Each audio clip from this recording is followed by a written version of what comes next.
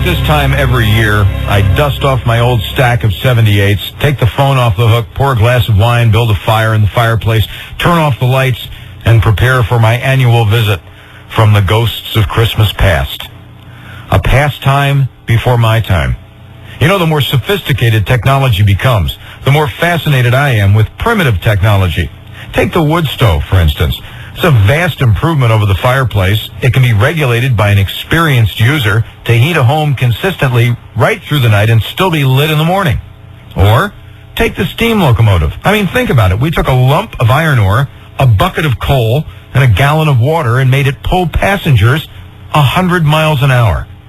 And while I sit here looking at my Apogee speakers and VPI turntable and my Conrad Johnson preamp glowing in the dark, it's really hard to imagine that one of the more interesting things we did was to figure out a way to record our voices without electricity, using only wood, wax, and metal.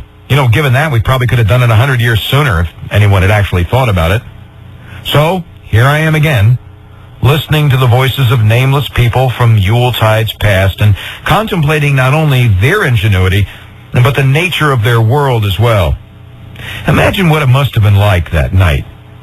Men and women gathered in some upper room, maybe in New York or Philadelphia, most likely Camden, New Jersey, dressed in their finest. After all, it was a formal occasion. One did not make a recording every day.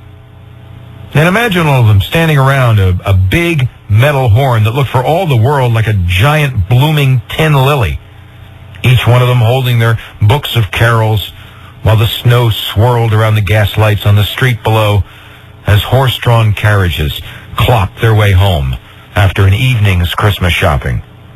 Imagine them walking around with coins in their pockets made of real silver and gold. Imagine children who had to earn the right to be heard, and schools where the teachers taught the children and not the other way around.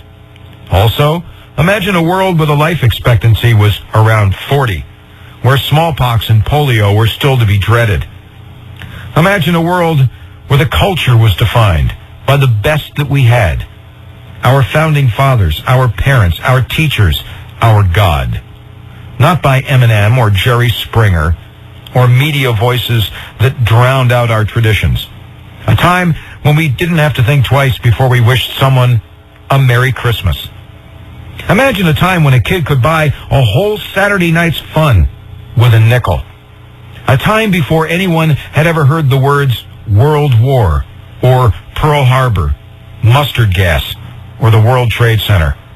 A time before lasers and radio and even vacuum tubes, when the electric motor was still a wonder. We'll never know who these people were, but they left a gift behind, coded in their songs of praise, the shadows of a simpler time, when ingenuity meant leaving your voice for the ages as squiggly lines etched in a disk of sealing wax, like the tracks of an invisible sleigh gliding through the snow.